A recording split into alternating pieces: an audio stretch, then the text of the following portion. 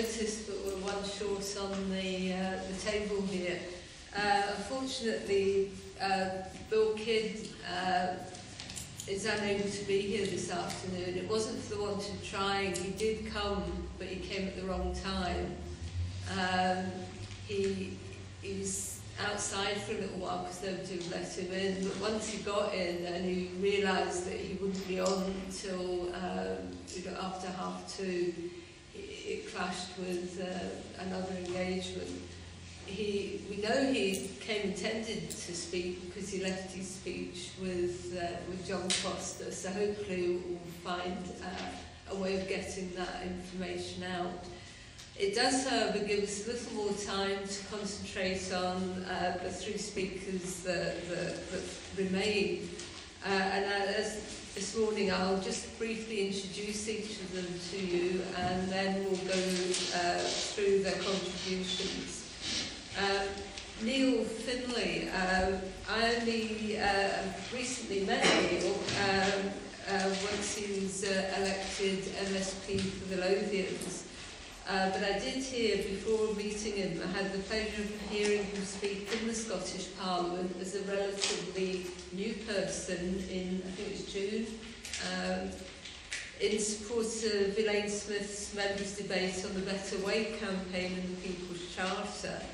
And instantly we could recognise that we've gained a powerful voice for working people in the Parliament. As a local councillor, he also brings that experience to the understanding of the competing demands that there are between local and national power. So I look forward very much to Neil's contribution. Tom Morrison, it hardly becomes me to introduce him to you, but as Scottish Secretary of the Communist Party of Britain and Secretary of Clydebank Trades Council, he's a stalwart of just about every campaign that is taking place, including the People's Charter. Tommy brings into the debate the perspective that's steeped in the struggle to ensure that the voice of working people is heard. And I think from his experience, we know that this isn't going to happen in a top-down way.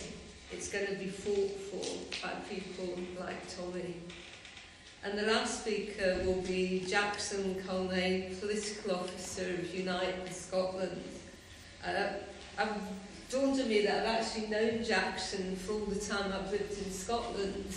And I think one of the challenges I faced is if I could understand Jackson's Kilwinning accent, I was safe to go anywhere in Scotland and understand. He's worked tirelessly in the Labour movement, both in the trade unions and the Labour Party for change.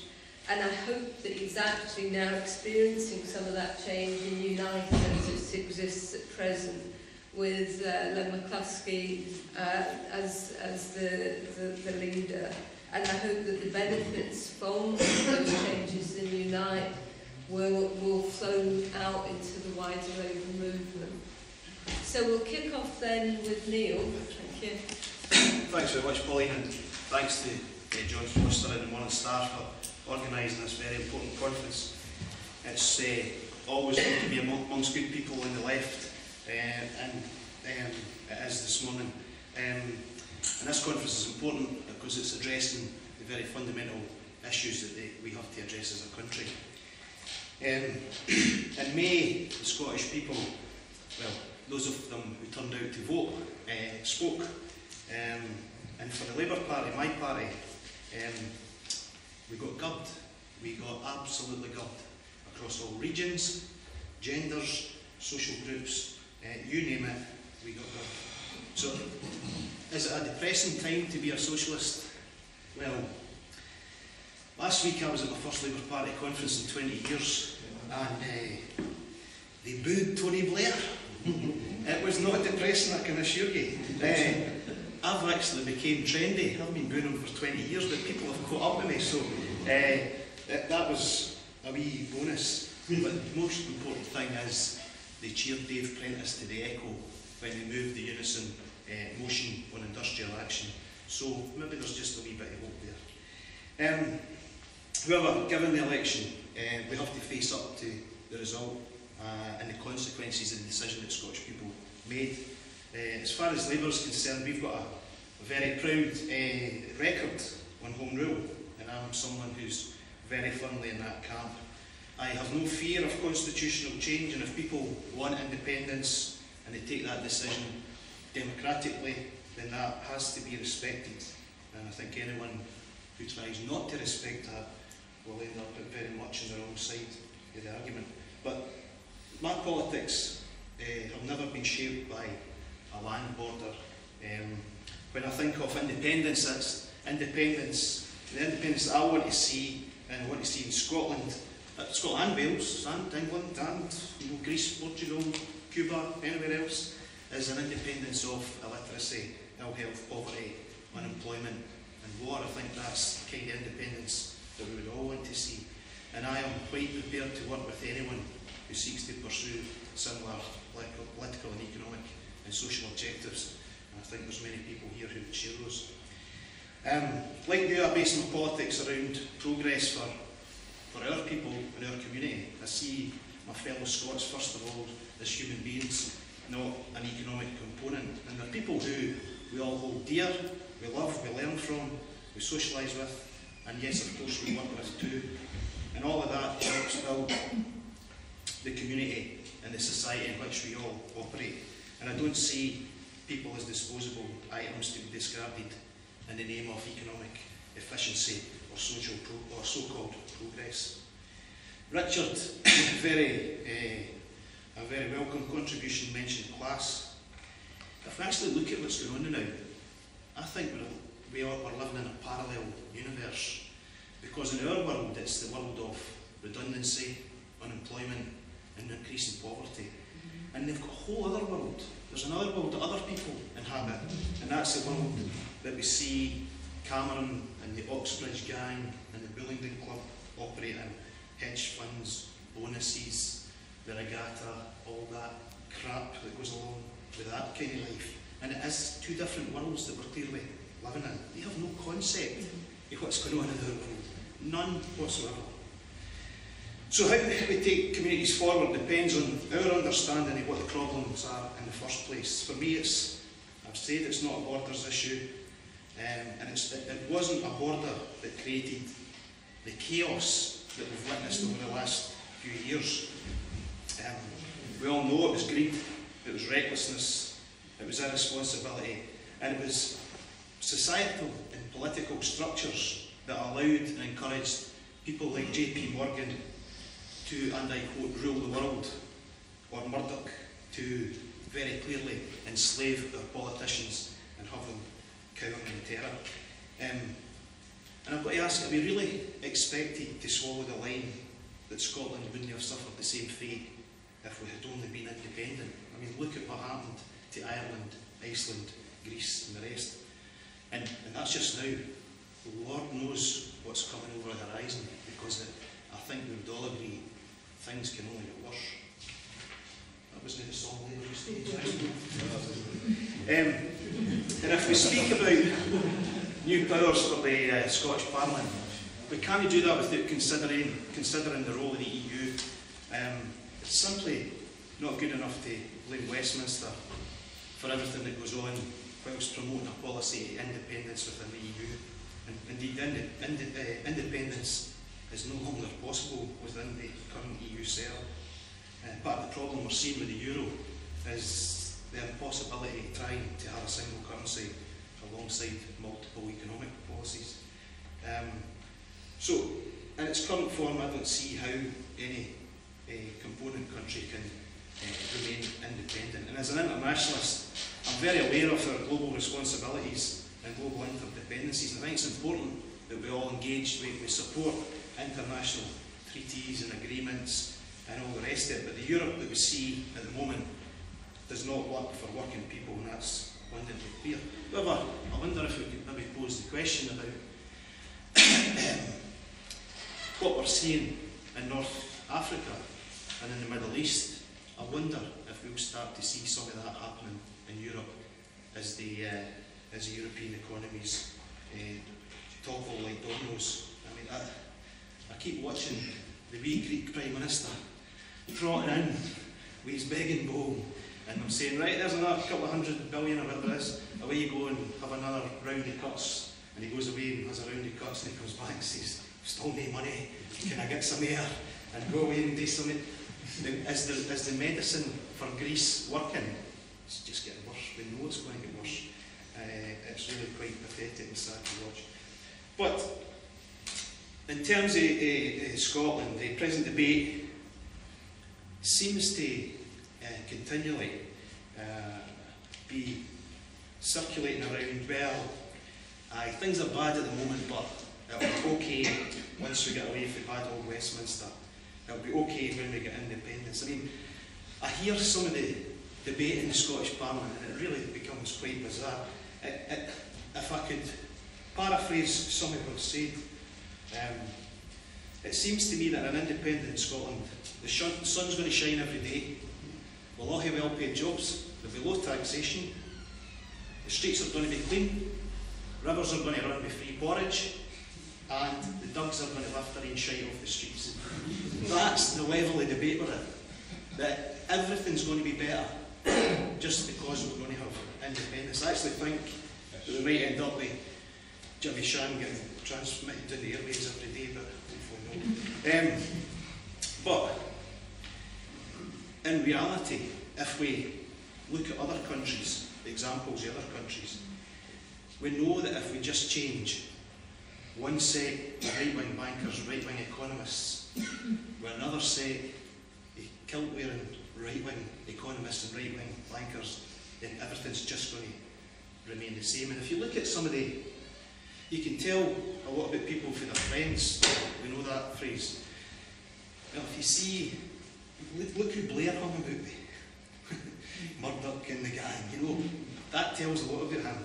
If we see who some of the Scottish Government hang about with, it's the Souters, it's Farmer, it's Sir Angus Gossard, it's Trump, the guy with the hair, you know, that tells us a lot, possibly, or gives us an insight into what the future of an independent Scotland might be. And, you know, I'm going to tell you something you know already. John Swinney's not a Marxist, that's for sure. But the impetus for setting up the Parliament was propelled by Thatcherism and the democratic deficit that arose as a result of Scotland rejecting Tory politics. The Scottish people hoped that the Parliament would act as a shield against any future Tory government. And we know that that time is here. That time has come, and it's maybe worthwhile considering what the Parliament and the government can do, may do, but actually it is doing in the current climate. And I don't think it's good enough simply to accept what's happening with the big and the wee Tories that currently run Westminster and accept the tone and philosophy with a kind of shrug of the shoulders saying, well, you know, there's not a lot we can do, but once we get independence we'll sort it all out ourselves. The Parliament, the Scottish Government could introduce policies to protect working people, but I don't think they will. If we look at, the politicians keep repeating the phrase, we've got no compulsory redundancy policy. It is garbage. It is utter garbage. If your job is deemed as being surplus to requirements, and your only option is to take a package and leave, that in anybody's book is compulsory redundancy. The fact that you're not being, it is not officially compulsory redundancy doesn't matter. Your job's surplus to requirements, you're not allowed to stay, you can only take a package. So they could change that, but I don't think they won't. I don't think they will. They could introduce policies that are progressive and which chime with the Scottish people, and I don't think they will do that either. The Scottish Government's called for new powers over corporation tax. Now, if you're a nationalist, that's perfectly logical. You want more powers, you want more powers, you want more powers, so let's have it over corporation tax. That's perfectly understandable, but that's not what they've done. They've asked for powers over corporation tax with a view to cutting it to 12.5% or even less. Had they argued just to have the powers, you could understand it. To have the powers and then suck hundreds of millions out of the economy, with your fingers crossed behind your back in the hope that it's going to create economic growth. I just don't think that is credible. And I can't grasp how any left-leaning nationalist could support that. That's inconceivable. The STUC critique of the corporation tax move is damning, and it's a super piece of work, I think, for Stephen Boyd. But I just wonder, does the corporation tax debate give a wee glimpse into what kind of Scotland we might have if, under the current administration, if it went independent?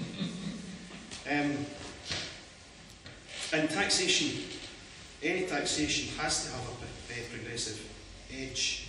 We're experiencing another year of council tax freeze, and we all see what the cost of that is. You know, the most absurd policy that my party had put into the election was to freeze council tax. It's just absolutely ludicrous, and I argued it vociferously at the time, and I still would argue that we ditch that as soon as possible. But I would agree that we should freeze the council tax, but for those at the bottom end of the income scale, and then it has to be progressive and we take more at the top. That's just common sense, that's progressive taxation that I think most people would support. And that would help protect frontline services and resist, for example, the £1 billion privatisation that's going through at Edinburgh City Council. They are using the council tax freeze as a justification for the privatisation. The Parliament also could place tackling poverty, low pay, economic activity, improving workers' terms and conditions at the heart of its policies, but I don't think it will. It could enforce the living wage in all government and subcontractors and local authorities, but I don't think it will. It could challenge the heartless and cold sickness absence policies introduced throughout the public sector, penalising the sick and smashing the morale of public sector workers. This is a huge issue. In order to get people out the door, sickness and absence policies are being changed so that someone can be right through the procedure in no time and be out the door. And we're actually doing a piece of work with the Parliament Information Service on that to try and get a handle on how bad it is across the country, because I know in one local authority it's absolutely appalling. It could intervene when workers in the construction industry are being treated abysmally. At the moment you've got the electricians in dispute, age-old national agreements being shed, threats to de-skill the industry and reduce wages by up to 35%, but it doesn't take any action on that. And then last week we found that the colleges are going to have their budget cut by 25% over 4 years. The colleges are, and that is a real attack on working class kids in the community, because that's where the vast majority of them will come from, in reserve communities. They could stimulate the economy by developing cooperatives and public ownership schemes in the renewables sector, creating jobs and generating surpluses for whether it be the public sector or the community. But what we actually see is money being put forward to attract multinationals and venture capital firms in to set up wind farms, to set up various renewable energy schemes. And I keep hearing that renewables are going to reindustrialise Scotland. That's a soundbite Blair would be proud of. If you buy a windmill in from Denmark or China and you stick it up on location, it takes a few months to erect, and then somebody in a boardroom or a computer room in Spain monitors it, I don't see how that's going to reindustrialise Scotland. And by the way, I am not against renewables. It could democratise our public services and get rid of the quangos, having people elected to run these services, and it could invest in council housing, creating jobs and providing good affordable homes, but again we see the budget cut by a third. And it could also support the Better Way campaign, and we know how good the alternative being put forward by the STUC is, and certainly myself and my comrade Elaine Smith and a few others have been promoting that in the Parliament. In reality, we also know that there is limits to what the government can do against the onslaught of the Tory cuts. But it's about the mindset, because they could make progressive choices which are a completely different view from what's happening at Westminster. And I think the Scottish people would expect no less, but it's all about choices, and at the moment I think the choices that are being made are wrong. The question asked is how can elected democratic institutions, whether it be Scottish, British or local government, be used to strengthen the power of working people rather than to reduce it? And the answer is that we have to have a government whose natural instinct is to strengthen the rights of working people, and that has to be complemented by our active trade union movement and civic society. And we're beginning to see that through the Better Wage campaign, but we need the government to do similar. And we need to start articulating the type of Scotland that we need and want to see, and we need to remind ourselves why we have a Scottish Parliament in the first place. I think it might have been Richard who was talking about how we handle the question of independence in the referendum. I think we need to do a line-by-line analysis of what it means. So what does it mean for welfare? What does it mean for pensions? What does it mean for housing? What does it mean for anything else? And I think that's a fair way to do it, because then people will see it and they'll say, right, do you think that's right or do you think that's wrong? That might make their decision on the referendum. I think it has to be line by line. Just saying, I actually watched election night and I was watching Labour representatives on the panel, the discussions, and every time they mentioned independence, it was as though somebody had thrown a firework into the room. And they were like, oh, independence, that's not good enough. That is not good enough. The big bogeyman of independence doesn't work. It has to be a rational debate that we have. After the election, Alex Salmond obviously was in a very powerful position, and he marched into London making demands. I think it's quite interesting what he demanded. He didn't ask for demand for powers to deal with tax avoidance or new equality measures or improve employment rates. He asked for borrowing powers over corporation tax and then cut it, the Crown estate, broadcasting, a greater role in the EU and excise duty. Some of them might be perfectly laudable things, but would you or I say that they were the 6 demands that we should be down there Chapman, Osborne's door or Cameron's door for? I don't personally think so. So finally, my view is that the Labour movement is the most progressive force on the planet, and there is a massive need for the political and industrial wings of the movement to work together over this period and in the future. Yes, during the referendum campaign, but more importantly now and in the run-up, particularly to November the 30th. I hope that has stimulated some discussion, Pauline. I'm happy for people to throw bricks at me or whatever else, but hopefully we'll have a good discussion.